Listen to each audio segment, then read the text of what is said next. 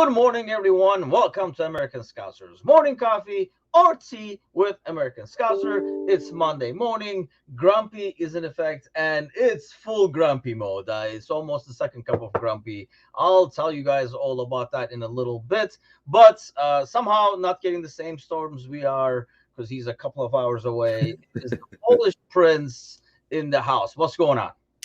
Not much. Got my own cup of coffee here, and evidently, because we are so far away from each other, we were not hit by the same storms that you were apparently hit by this morning. Yes, finally it ended. Oh, everybody's gathering around. Good morning to everyone. By the way, before I forget, Chris actually gave me a tip this morning to kind of like help the show along. I always ask like to subscribe and stuff, but I think most of our morning crew, I would hope by now is. If you're not, what the hell? But hopefully you are. If you are, you get answered to win this home jersey. We got 5 days left in there. But if you are definitely following us on YouTube, give the show a like as well. I always forget to ask about that stuff. You know what I did not like this morning is getting up at freaking 6 in the morning. Was not my cup of tea, cup of coffee, if you will. With the storms, we have like a little barrier thing on the stairs to keep these two guys downstairs, so we sleep upstairs, kind of a thing. But Stitch is not big on storms. So he came up. I woke up to on the stairs, and I was Oh. like, "Oh, great!" And it was just raining. I'm like, "Dude, chill. Go down the stairs." He's sitting in the middle. I'm like, "Okay." I go back to bed, and then next thing you know, I hear him running up, and literally took 10 seconds after he ran up, and just like the whole house shook with like the storm. Like Angel literally jumped in her sleep, and I was like, "Oh shit! I guess I'm going downstairs because these guys." Like, he was freaking out. I'm like, "Dude, he sensed that shit coming a long time ago." So I've been up with the gang. With the once I'm up, I'm up. So we kind of hung out downstairs and all that kind of stuff. Nelson says, "Morning, all. Very excited with yesterday's team performance." Yes, I think like let's start talking about that. I think it was weird, Mitush, because even we were talking about this in the post match that even when it was 1-1, I could not really find. I thought the like Nelson says the performance overall was pretty darn good. Where even when it was 1-1, I could not say, man, we're not doing this, we're not doing that or anything. It just seemed like it was a matter of time and it was going to happen. We were playing well despite the score. And weirdly enough, I don't know if you felt this way, but it never really felt like they got out of second gear either. I just felt like as a team, we were so comfortable the whole game that even after Bowen scored, it was like, well, shit, yeah. I mean, it went in, and it was a decent header to be fair. I think Van Dijk could have done a little bit more to get in front of it, but that kind of header on that cross is just, I mean, it's a good goal, right? But even after that, I'm just thinking that's fine. I feel like we're at this point where this season where I feel like these guys are really playing for each other again, and it feels the same as it was several years back when you just feel good about a game. It doesn't matter if they score and they tie it up. You're just overconfident in a way. And I don't know if I should be feeling that way so early in. I think the worst part is that every single one of these results just makes me think back to Chelsea and how frustrating it was that they didn't get all 3 points at Stamford Bridge. I mean, I guess we joked, not joked, we said that would be the best time to beat them. Evidently, it's still the best time to play at Chelsea. Anytime is the best time. But looking back, I mean, if that game just goes a little differently, we could be sitting on 18 points right now with City and feeling a little better. Not that obviously there's going to be more points dropped in the season, but that's still it's still a little one of those nagging things in the back of your head where you go, God damn it, I wish it was just one little thing could have went differently.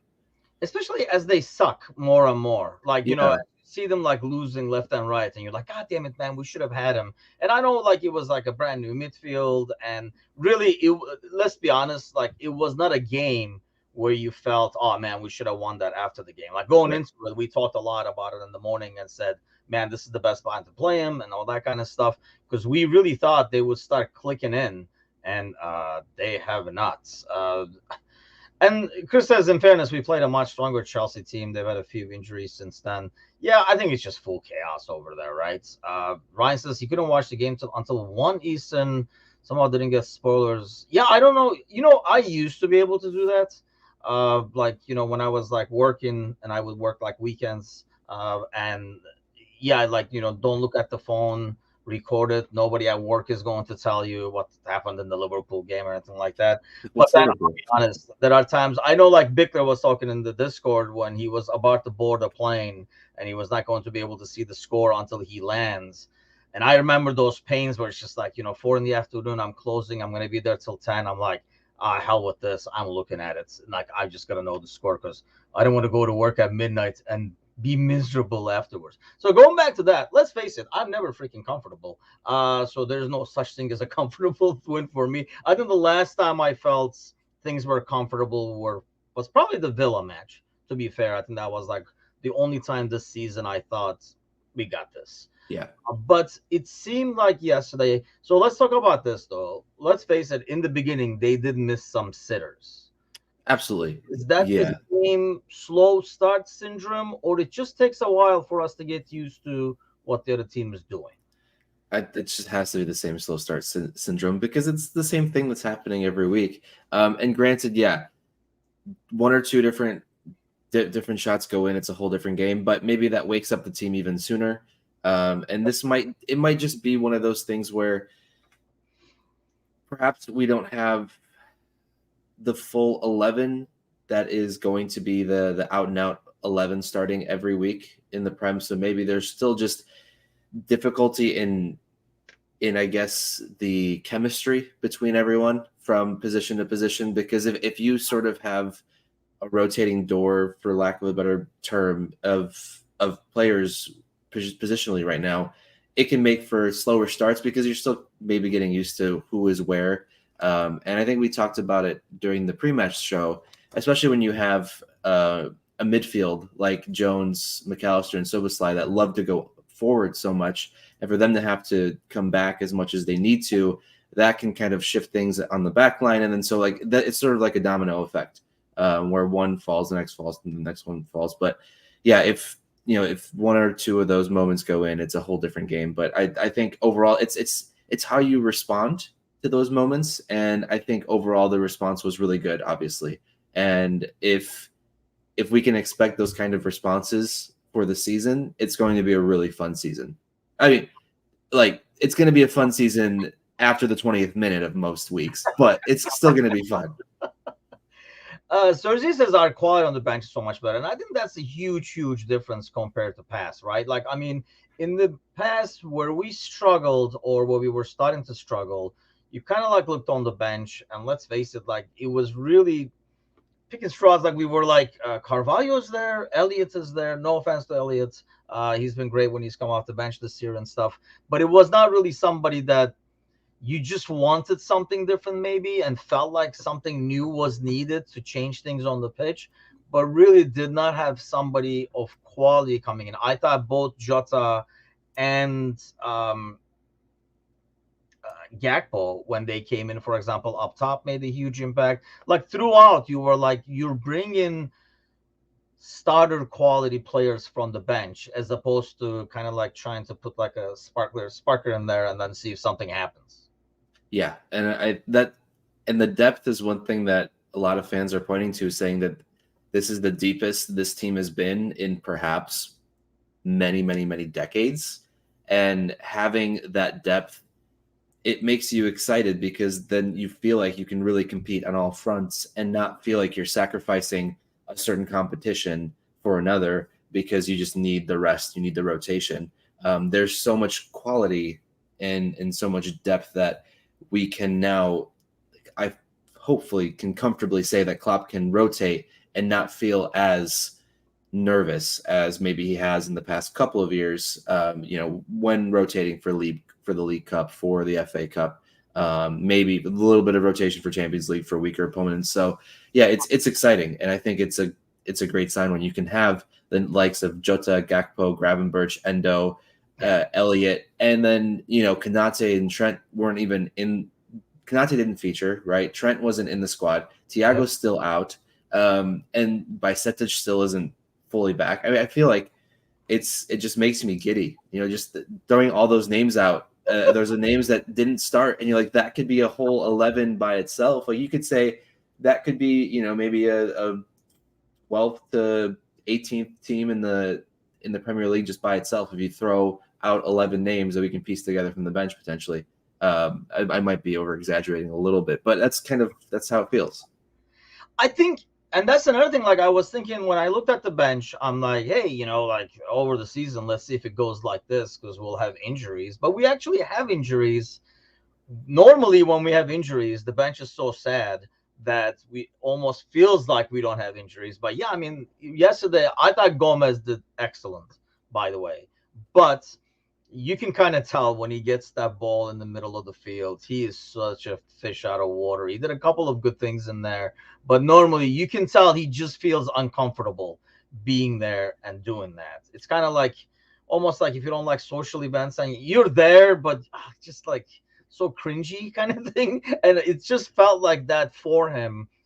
Aside from that, I thought Gomez and Matip, probably the two guys that most of us worried about going into the game in the pre-match, for example. I mean, you can argue they were some of the best on the pitch. Absolutely. And Gomez made some fantastic runs. I think that's one thing that he doesn't get enough credit for is the runs that he makes that opens up the space on that right side. I think while Trent is a better playmaker on the ball overall, I think Gomez makes better runs. I think he makes harder runs. Like Trent will make a run every so often that makes sense, but Gomez will run to make the run and get back. He doesn't worry about not making the run because he knows he's going to turn around and get back. So I think that's one thing that I really like about Gomez is just he doesn't stop. And of course Matip was fantastic, and Curtis Jones was just he was great. And I feel like I have to sit here and say I'm eating a lot of crow for it because I was one of the few maybe a year and a half ago, 2 years ago on Discord, especially, we're like, you know what? The only reason he's still on this team is because he's a Scouser. If he was just another guy that we got elsewhere, right? Like we would have given up on him already. And I'm glad that I'm sitting in this chair and I don't have any influence on what happens to this team actually, because we would be a dumpster fire. Yeah, I mean, Ryan says Matip was the man with Marshall. And Chris says, Gomez is a lot faster than people give him credit for. I remember like he was first or second anytime they do these sprints with like Mo and stuff like that. Dude is fast. Like people were ripping on him. I think what was that, like 2-3 games ago, because he couldn't catch up with somebody. Oh, it was me. It was Sandro Tonali. And it was just a weird situation because I always felt like Tonali looks like he's running through cement, but I think because he looks like a little like Pirlo, so you assume he's slow like Pirlo. But I think, I mean, even in that, I was like, man, he caught up. Like, what is he supposed to do? Like, he was behind and he caught up. I think like he still has the speed. And yeah, like Matip and Gomez doing those runs yesterday. And Serzi actually in the post match had a good comment. I agreed to that. Like going back to Jones, if Jones' name was Gravenberch, for example, and he was starting out there, I think most people would say we got something over here, like with this player, with what he can do, how he keeps the ball and stuff like that. I feel like he has kind of grown into this role where he doesn't do things to stick out, but he does a lot of things that maybe most do not see. Yeah, and he's doing a lot less of that just playing with the ball when he has it. There was one moment yesterday where he was just playing around with the ball a little bit too much, and I guess, and the other moment when the lazy pass, I think it was he fell asleep, like he put himself to sleep. Yeah, I think it was him and Szoboszlai kind of just they passed it back and forth, and then Gomez was just like, "Okay, here you go," and then it's like, "What? Wait, what the fuck just happened?" But other than that, yeah, it was great. I mean Jones, sorry, and what else was? I think that was it. But yeah, otherwise a very tight in possession, passing accuracy. I have actually a little thing to share in talking about Jones. And wow, we're always up passing accuracy. Yeah, anytime you have some kind of a contribution. I know. Wow, that's kind of rude, but that's fine. That's okay, I've been up since 6. Take it or leave it. Okay, so as a midfield altogether, the midfield went. They had 213 out of 225 completed passes. McAllister, as you can see, 83 of 87. Oh, I went wrong. There's Jones at 49 of 51, and then Sobo at 81 of 87. But I just wanted to show you how crazy this looks with where these passes are on Soboslai's map. You compare that. Obviously, Jones, he was in that left space a lot, and that's where he's going to be. I don't blame him for that.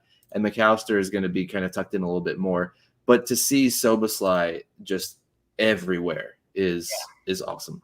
So I guess in a way, this wasn't so much to toot Jones's horn as I thought it would be, but it was still great. So there's that. I mean, just those numbers, having seen the game, it wasn't like just all safe passes going sideways or, you know, backwards and stuff like that. A lot of through balls and advancing the ball and stuff like that. It is an exciting midfield to watch. Gravenberch comes in. That's the one where yeah, and they were like, you know, they were just trying to put West Ham to sleep. And he was. Yeah, Chris keeps saying this, by the way. Within the next 3 years, he's winning the Ballon d'Or. Honestly, I feel like even with that price tag, it just looks like a steal. It is so weird because it's not like, you know, McAllister is a steal for 35. It's just some loophole in a contract that we were able to get him for. And the fact that we didn't finish well. Well, that helps. We have to remember, it's because we didn't qualify for the Champions League. What subreddit is this? If okay, share away. It's actually just on Liverpool's subreddit. Someone had posted this on there, so it's not a specific subreddit for us. It's just Liverpool subreddit. Somebody posted check it out. Us in the subreddits. What's that? Somebody posted us in the subreddit. No. The graphics here. Oh, I'm saying that we don't have our own specific subreddit, but the graphics come from a Liverpool subreddit. I got you. Okay. I was like, wait, what? For a second, I was like, I thought we were famous. We're big now. But yeah, we're on the internets. The interwebs are ours. Okay, so I think Alan was talking about it earlier. Let's go back to that. Worry about the DM role for McAllister, and then we'll start the next cup game, which I assume would happen. So we'll talk about that in a little bit here in terms of what we kind of, I guess, expect, want to see, and will see. They could all be different things. What do you make of that? McAllister at 6 audio. Like it, hate it, love it? Where are you at?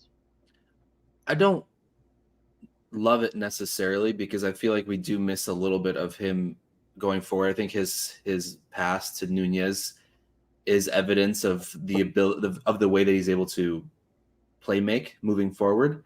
And while he has played a more defensive role in his career at times, I do feel like his best would be more going forward. So I think I don't love it for the fact that we don't get the most out of McAllister, but I do like it for the fact that Klopp is seemingly most comfortable with that.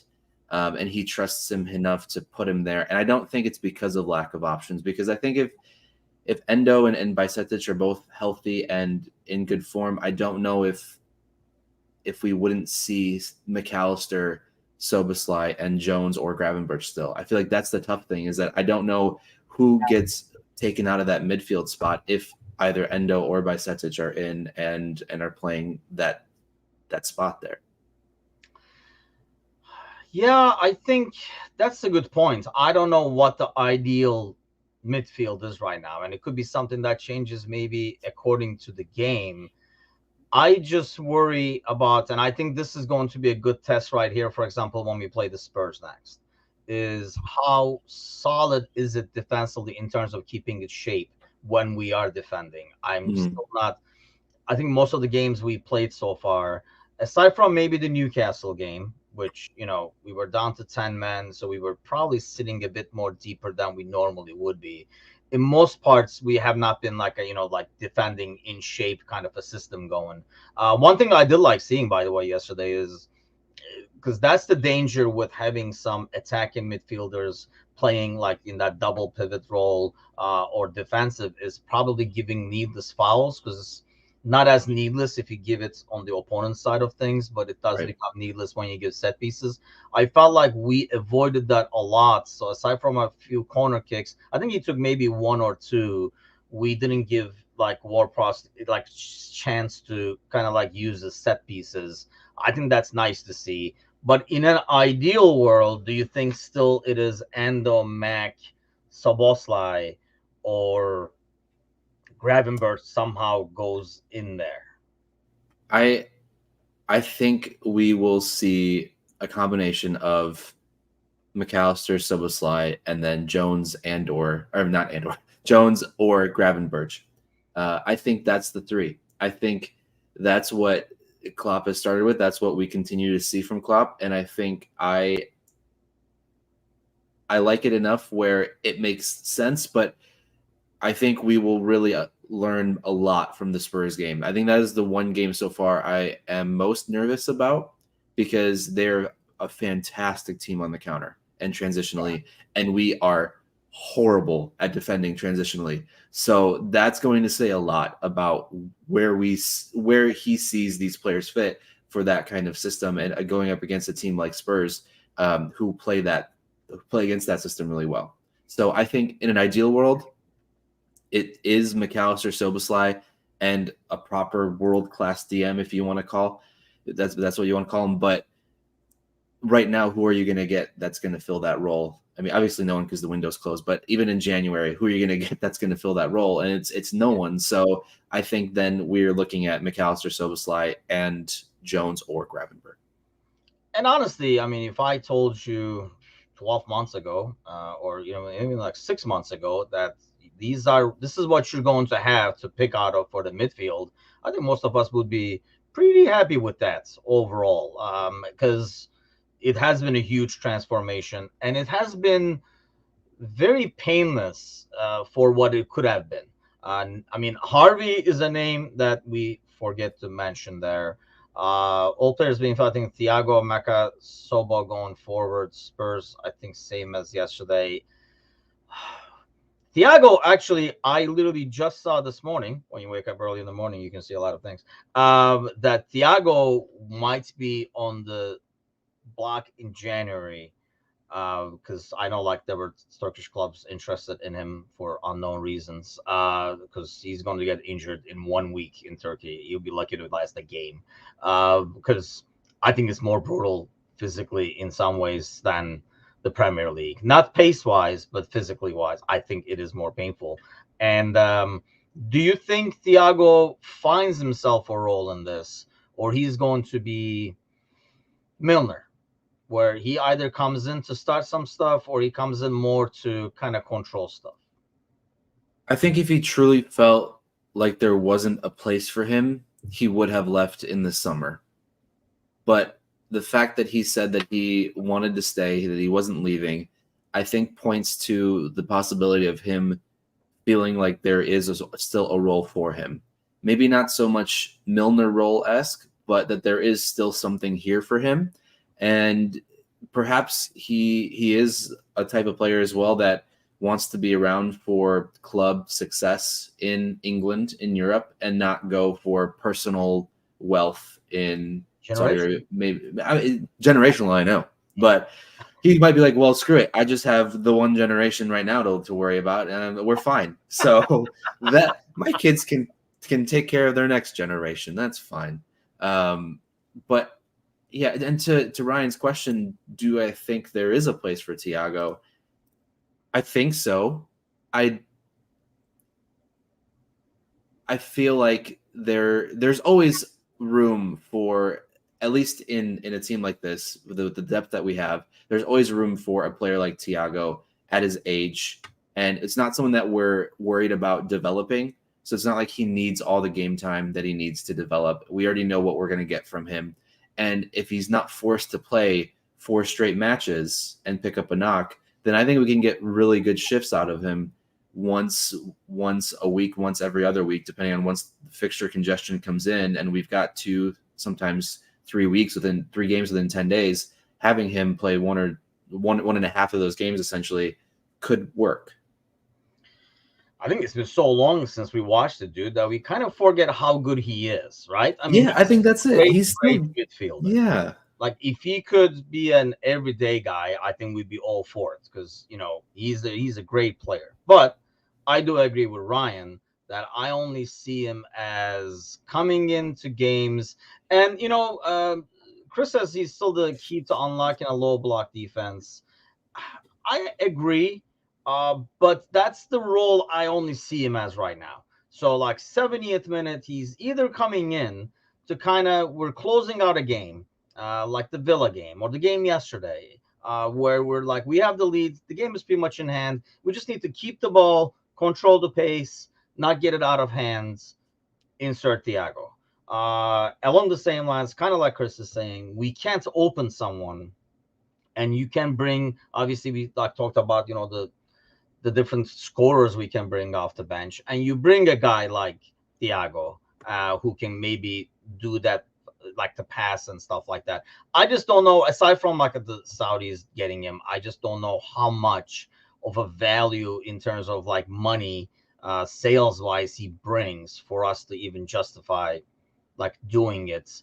If he is healthy, I think Thiago coming off the bench is a pretty good ordeal, or Thiago leading the gang out there in a Europa game, or controlling the midfield and being the like in charge of the midfield, if you will, in a game like that, or a League Cup, FA Cup game, I think is golden. Orc Boy says good morning, good to pick up 2 wins this past week. Yes, it's becoming a habit, which I think is another great thing. I think, right? Like it's this team kind of feeds off of that. I don't think we do well when almost like we get rest in some ways. I know Klopp wouldn't agree, but I feel like it's a team that goes off of momentum. And like, every 3 days, every 4 days, we go again, we go again, we go again. And if you're winning, that becomes the winning habits, and we go again and win. We go again and win. Sadly, like last year, we saw that can kind of go backwards as well. So let's take a look at this real quick. With the Tottenham Arsenal game that we will talk about a little bit. I mean, you look at these standings, I think Brighton is probably an obvious one, right? But aside from that, who do you see over there? And you're like, what the hell are they doing up there? No one else. Honestly, I think we can look at it and go, why the hell aren't United or Newcastle up there? But I don't see anything that would point to me saying, well, I don't think that they should be up there. So, well, they won, so that's the thing. If they didn't get the 3 points, they'd be when I. Yeah, I mean, at least you're not a Chelsea fan. You'd have to scroll down. Yeah, you'd have to scroll down. Keep going. Ah, there they are. Peekaboo. Okay. Well, Everton got a huge win, I guess. And they did. You look at those bottom things. That's why I think it's a huge win, because not a lot of green down there. Like it's not even the bottom of the league is really the bottom of the league. Like there's So okay, let me ask you this: is it a good thing that we have not played like the bottom 3 yet? Because God knows that's where we normally struggle. We did play Bournemouth, we did play Wolves, I guess Chelsea. But we're gonna play Everton after the next international break. But I mean, is this the bottom of the league that's gonna be there at the end of the season? Because it's looking like it.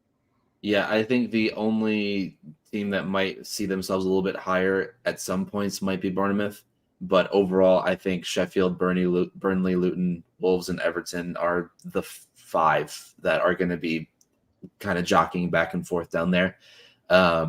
So I am worried that we haven't played any of those teams yet, because just like last year, like losing to Leeds, losing to Forest, like those are the kind of results that absolutely kill you, because you know that it shouldn't happen. So I think once we get to that point, hopefully, like you're saying with the momentum, it'll just be one of those more of those matches where we just feel like we coast and never have to get out of second gear and feel very comfortable. And so, yeah, we'll see how that goes. But until then, kind of like hitting the brakes just a little bit, because we know how down to the level of competition this team can play. I mean, Newcastle yesterday, that game was just obnoxious. I didn't say it, but I watched the highlights. I was like, Jesus Christ, like, did you guys even try? It looked like for Sheffield. But do you think out of those teams that when we were looking at let's say you look at 6th to 10th, let's put that back up there. If you look at 6th to 10th, do you put any money on United or Newcastle actually making a run towards the top, or this is pretty much where they're going to end up? I think. Oh, that's a good question.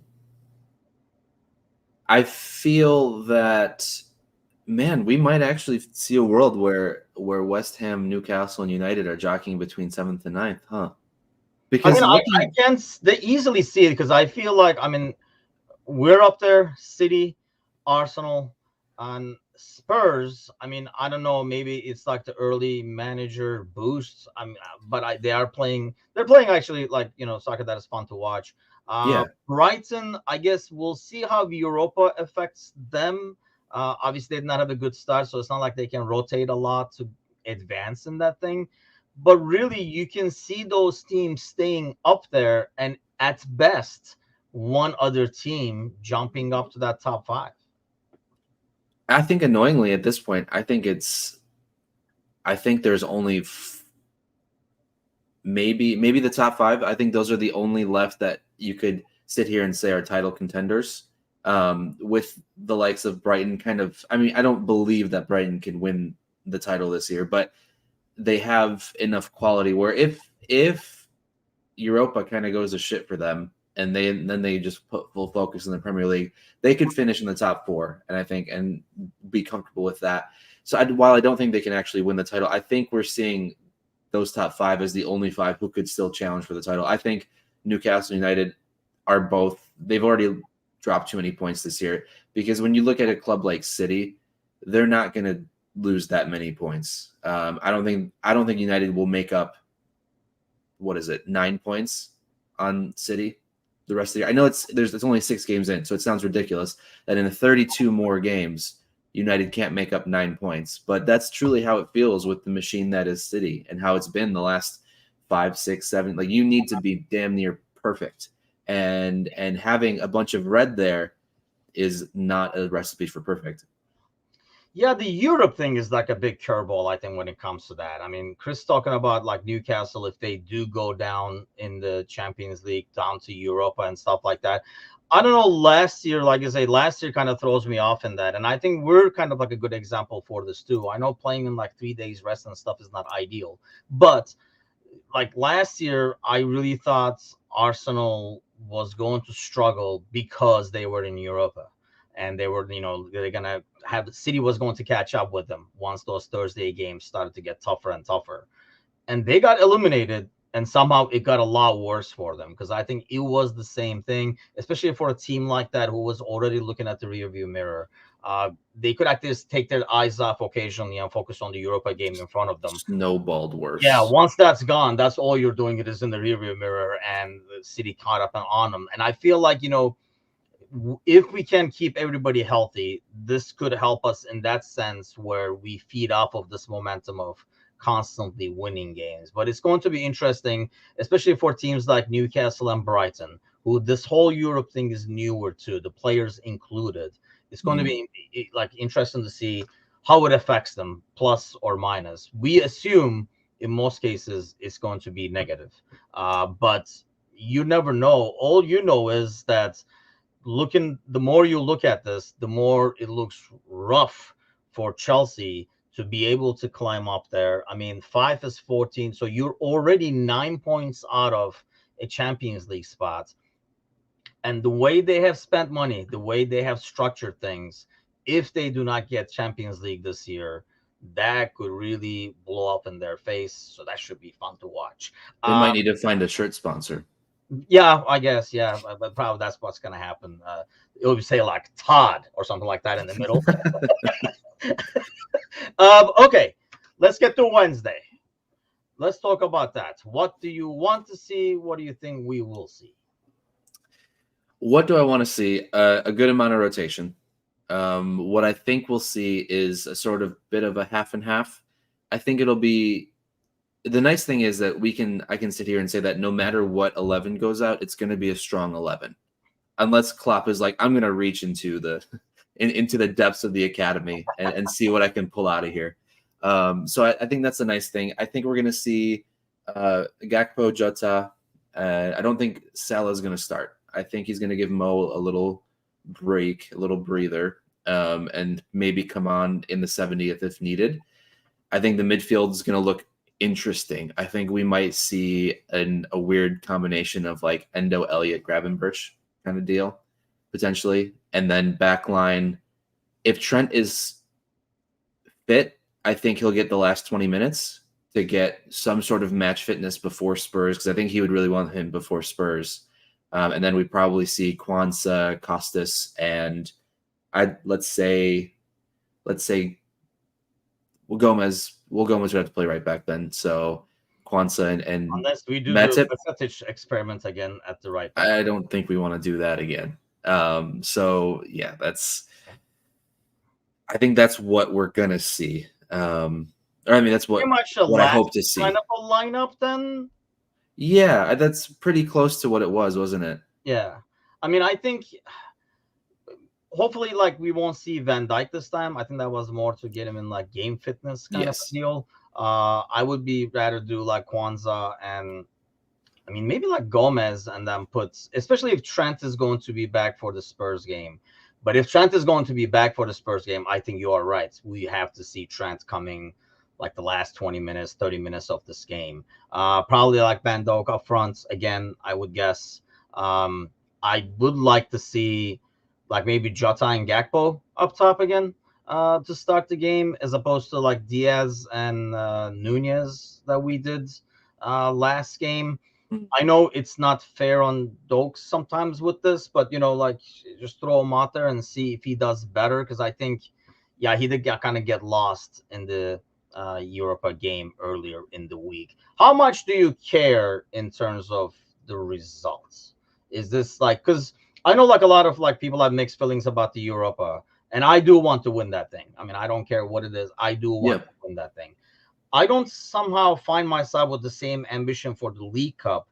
I do want to keep going on the League Cup because exactly what Ryan said, that Europa is good for us to be able to play young kids and get people who are not getting minutes, give Endo a start and see what we have and see if he can gain his confidence and get ready to go in the 11 and stuff. But aside from that, I mean, Chris says, I want to win everything. I mean, I want to win everything too. But in terms of like, I'm not level of how bummed you will be. Let's go with that. Okay. Bummed level, where would you be? I mean, I think most bummed, I think it would go Premier League, Europa, FA Cup, League Cup. Yes. Okay. Right. So if we were to get knocked out early, like, are you like falling really off, like down to the League Cup, FA Cup, or are you like how much of it up? It's a sizable, like I have to hold on to both railings as I go down 3 stairs. Like you kind of do that little like, hop, jump down 3 stairs rather than just skipping over 1 stair. So I think, yeah, it's like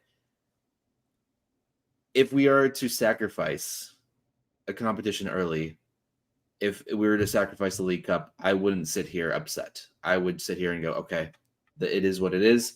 Let's get the treble elsewhere. Let's get the more prestigious treble, right? Like FA Cup, Europa, and Premier League sound a lot better than, Europa, League Cup, and FA Cup. Yeah. So I'd say that's where I'm at. So I don't think I think it's important to have a good performance. I don't care if they lose as long as it's a good performance, right? Sometimes you just play really well and the ball doesn't bounce in your way a couple times and that's it. I think it's another thing to having the players' attitude and mentality also seem like they don't care, which seems kind of hypocritical because I'm sitting here saying I don't care, so why should they? But they're all professional athletes and they want to win games that they play in. So I don't think that's. I mean, yeah, they're getting generational wealth for this. So right, yeah, well, not as much only 1 or 2 generations. Yeah, not 4 or 5. Goodness gracious, it's just the League's Cup, Timothy. So yeah, I think overall it'll be important to have them play well, but I'm not going to be absolutely gutted if they lose. Yeah, I think the way it turned out makes it look like, man, we have like an easier route, right, to win this thing. And I think that's why I'd be more bummed. Like if we played against a Premier League team where everybody else is playing against like a championship team, I think I would be like, okay, whatever. It sucks because we're not going to get these guys minutes. The way the matchups have come out for once, where we're not playing the Premier League, and a bunch of them are playing each other. A bunch of them are already out. I mean, it would. I think it would be a missed opportunity in some ways. And I don't know with these games we ever see like really good play, because it always feels like a little disjointed because you're changing so many people and so much rotation and stuff like that. Marcelo Pitaluga, would you like to see him? Would you No, care? because Keller only gets so many starts in the first place. I think if Pitaluga goes out there, it's a slap in the face for Keller. I think because he is someone who deserves to get the starts, and someone that we worried that would have left during the transfer window because he feels like he could probably be first choice many different teams across the continent. And so I think while Pitaluga's time is coming, it's not now. And so I think Keller deserves those starts. I think for the time being, I think Leagues Cup, FA Cup, and Europa are Kelleher's, and Premier League is Alisson's until those competitions maybe produce tougher competition. That's fair. I just don't know. I mean, yeah, I understand what Nelson is saying, and I guess depends on what we said, right? I mean, I'm assuming these kinds of things are kind of talked about, especially with Keller. I know about Pitaluga. He's probably just happy to be there and dressing up for the games and being in that environment, kind of like soaking in the environment and learning, because that's what he's there for. But I don't know if it would be something. Goalies are a lot different than players, where you can go to a guy and say, "Hey, this is your tournament. This is yours. This is yours, and this is his," kind of a deal. So I can maybe see the League Cup. It will be interesting. I will come back and give props to Nelson if he called that. I don't see it. I think it will be Keller, but especially if you're going to rotate and you're going to play, we keep playing some weird combinations in the back in these games, so you're already disjointed. Let's go back to that, actually. I'm sure we'll talk a lot about it in tonight's podcast with Gally as well. But the back line that we saw, I think the biggest frustration I had, and it's been happening now over and over again, is Robertson messing up that back line repeatedly. I don't even know if West Ham was ever off yesterday, because Robertson was always 10 yards behind the line. Is it kind of like a built-in habit now where he feels like Van Dijk is not going to get back there in time because Van Dijk was not the same Van Dijk last year? Or he used to do this really before. It never got caught, I think, because Van Dijk was able to get back there fast enough after he kind of messed up the line. But it feels like anything that happened yesterday with those long balls and diagonals, people know to kind of run down that channel. You would think they would go after Gomez, and obviously they have Bowen. That's probably why too. But they kept going after Robertson and making the runs down that wing. If you're going to be able to get an extra 5, 6, 7 yards out of going down the right side for another chance to swing the ball in, then it makes sense to attack that side, right? If he's going to give you that much yardage to take advantage of, then you got to go in that direction. And I feel like, I don't know if it's just if it's a rotational thing for the back line, and that's why he feels like overcompensating in a way, because it's not necessary. And maybe it's just a lapse of focus, but it's hard to think that there's so much lapse in focus that it's happening game after game after game. So I don't know what it is. It's times within a game. Yeah, it happened like 4 or 5 times yesterday. I don't know. I really don't know. I feel like maybe it is a level of just overcompensation, of feeling like he needs to do more than he needs to do.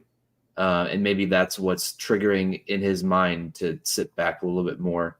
Because overall, it's not anywhere. It's been going on since the beginning of the year, right? Like he's had some good moments, but so far you could say that the weakest member of that back line has been Robertson throughout everything, throughout the rotation, throughout the Van Dijk red card, throughout the Konate injuries. Robertson has sort of consistently been just Yeah, I mean, you would think. I mean, like I say, it used to happen, I think, before, but it just did not happen or stick out as much, mainly due to like Van Dijk being a lot faster and being able to recover that ground. And it was never this much of a ground. And it kind of like reminds me of, like in football where like the cornerback gives too much space because they're afraid of the speeds. You just take the 5 yards every time.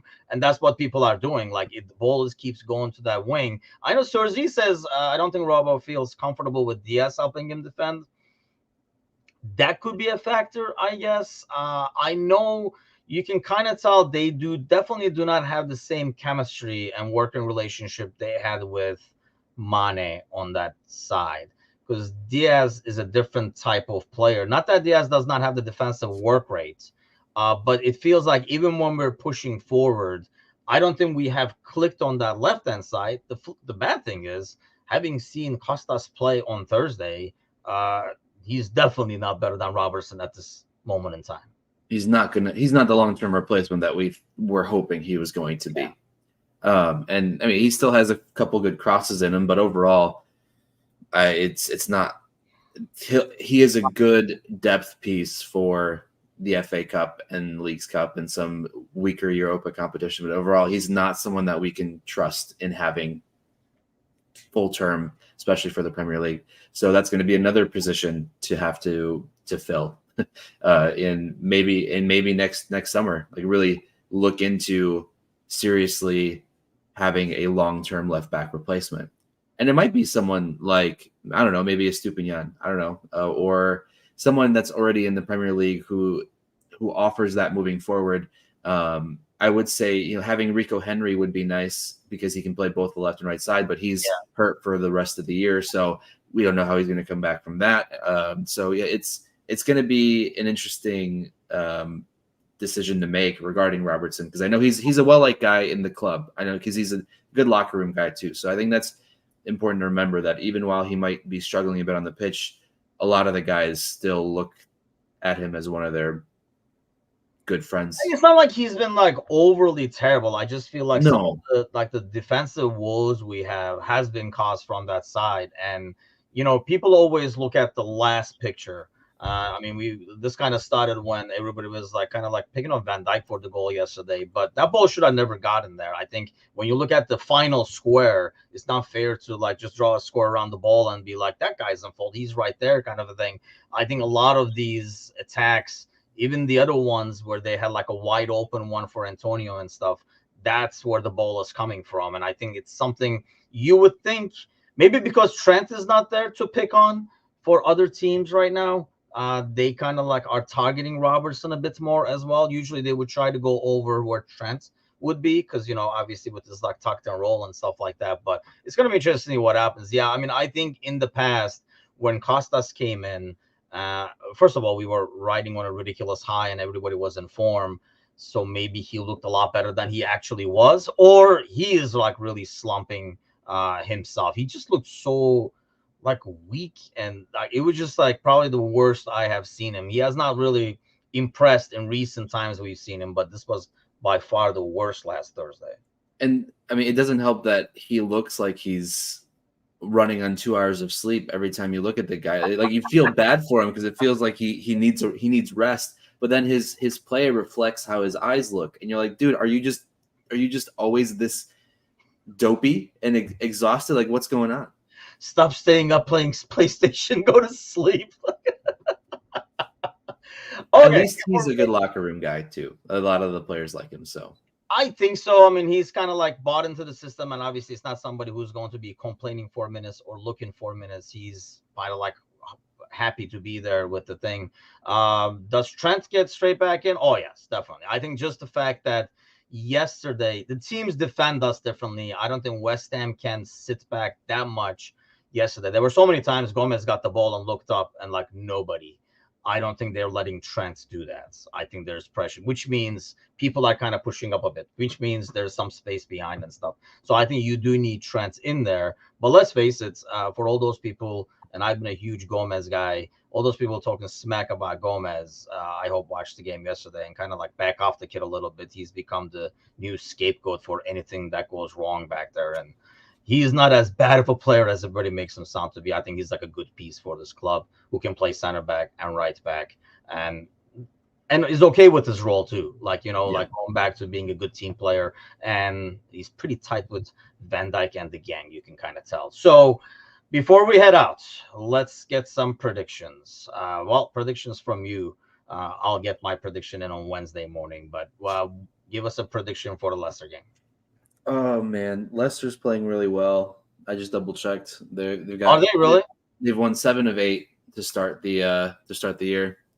And here's a fun fact, just to because we like to just add in more Chelsea misery. This calendar year, Leicester City has scored more Premier League goals than Chelsea, and Leicester's been in the championship for 2 months or a month and a half. That's how bad the scoring drought is going to be. How bad the scoring drought has been at Chelsea, but I think it's going to be a rough game. I'm going to go 2-1, just kind of sloppy though. A sloppy 2-1. 2-0, but ugly. That's right. No, he doesn't say ugly. He just said, actually, he even swore and said ugly. I'm going with a much easier win than expected. I'm going with a 4-1. I'm going to ride this way. I know, right? Who are you? This is what happens when I wake up early in the morning. I'm way too optimistic. But yeah, I see, like, because of, what you said earlier, I think even when we rotate, we're putting up a really quality side that would compete in the Premier League, and we're playing a championship team. This, albeit they just went down, I understand that, and they're doing well. They don't concede a lot of goals, but like I say, they are in the championship, so you got to kind of like take all those scores in a grain of salt. They have lost. I mean, they have moved on from a lot of people.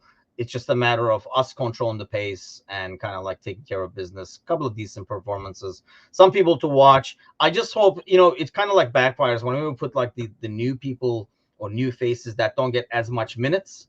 Sometimes they try over the top, which is what we saw on last Thursday. If they still play within the system, the quality is there. I tend to get the results. Alan is going with my regular standard issue 3-1. This was the optimistic 4-1 I went with this morning. So we'll see what happens. We'll see what happens tonight. Join us with Gally and I on Monday Night Podcast. As always, do not forget to do the liking and subscribing thing on YouTube side of things, as well as Facebook side of things. We appreciate all your guys' support in that. And if you have not subscribed so already, go ahead and do that. Well, Polish Prince, thanks a lot. Your day off. Any plans? Got the haircut last week. What we got going this week? This week, there was something I needed to do for the wife, but you know how it goes. You just forget. Shit. You'll see how that goes later tonight. You might not see me next week. When you forget to do what you were supposed to do, yes, you'll see how that goes for you. But yeah, it should be interesting. If you're still alive, we'll see you next Monday, obviously in the pre-match before that. I didn't even get insulted this pre-match. It just did not feel right. So I'm looking forward to the next pre-match where I hop on to some insults over there. But yes, we will have the pre-match again on Wednesday. If you want to hop on once the lineups come out, and then we'll have a quick post-match as well to talk about the game. Hopefully all will go well. I hope your Monday and the week goes well. We'll see you guys later tonight in our regularly scheduled time, which is 8 Eastern, 7 Central for the Monday Night Podcast. I got this shit down now. Okay. You guys have an awesome week. See you guys tonight. Take care.